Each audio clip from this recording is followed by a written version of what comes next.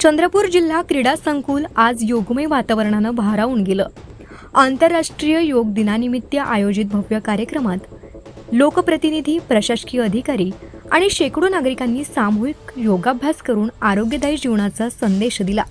यावेळी जिल्हाधिकारी वसुमना पंत यांनी योग हा केवळ व्यायाम नसून तणावमुक्त आणि आनंदी जीवन जगण्याचा प्रभावी मार्ग असल्याचं सांगत प्रत्येकानं योगाला आपल्या दैनंदिन जीवनाचा अविभाज्य भाग बनवावं असं आवाहन केलं।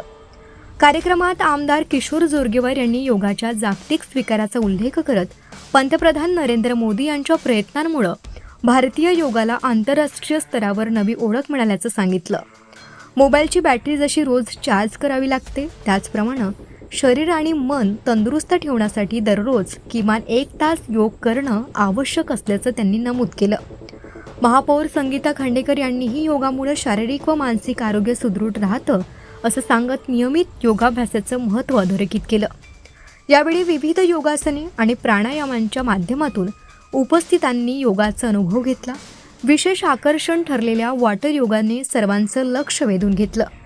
तसंच जागतिक योग स्पर्धेत सुवर्णपदक मिळविणाऱ्या ज्योती देऊरकर आणि खेलो इंडियातील उत्कृष्ट खेळाडूंचा मान्यवरांच्या हस्ते गौरव करण्यात आला।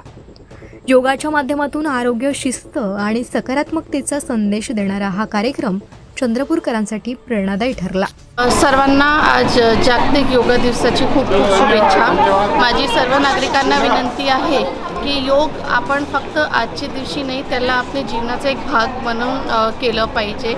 आपण सर्वांना माहीत आहे की आजच्या युगात आपण खूप स्ट्रेसफुल लाईफ सर्व लोक लीड करतात आणि त्याच्यात आपल्याला जर आपण योगासाठी 1 तास काढलं तर मला असं वाटतं आपल्याकडे भरपूर आजार आणि आपल्या जे मनाचा तणाव आहे ते आपण कमी करू शकतो।